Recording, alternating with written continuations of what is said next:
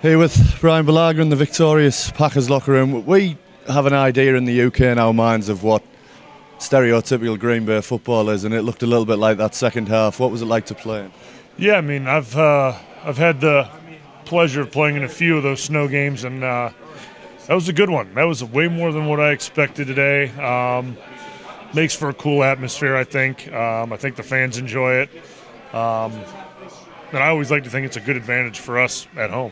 Yeah, because you're used to it. Obviously, I read Coach LaFleur had you guys practicing in those conditions as well. How much does that help when it comes down to the end of the game? Are you a little bit more used to it than the opponent? Yeah, I mean, I think it's we're a little more comfortable in it.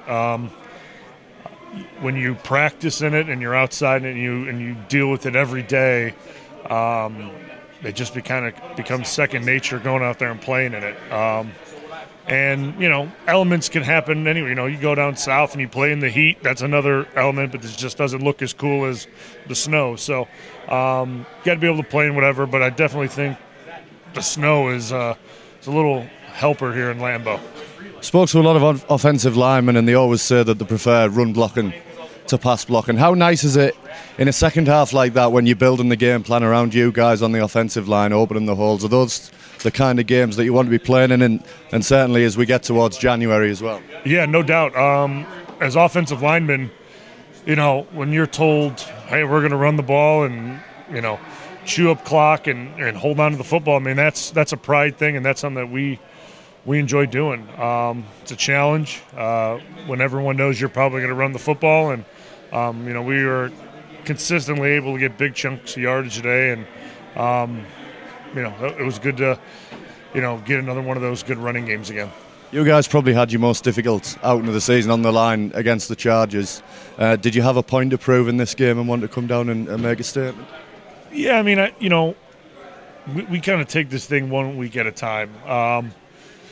What happened last week, we reviewed it, we watched it, learned from it, and kind of move on. I mean, you got to have a short memory, in the NFL. You don't have, 82 games or 100-something games, like baseball and basketball. We got 16 of them. So if you dwell on what happened the last week,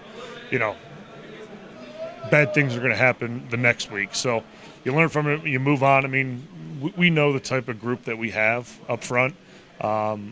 We just knew we needed to perform better, and that's really what it comes down to, is doing better, performing better. And obviously I'll watch the tape after the game, and we'll watch it tomorrow with Coach. But I think overall it was better today, yeah.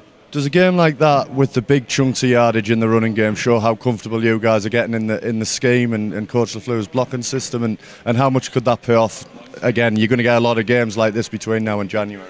Yeah, I mean, I think guys are getting more comfortable in this run scheme week to week. You know what I mean? I think it's a progression that, we started in OTAs and have built up to now inside zone, outside zone, different schemes, and we've gotten comfortable in it. And we need to be, because, we need to be able to run the football when you get into December. I mean, that's just the way it is.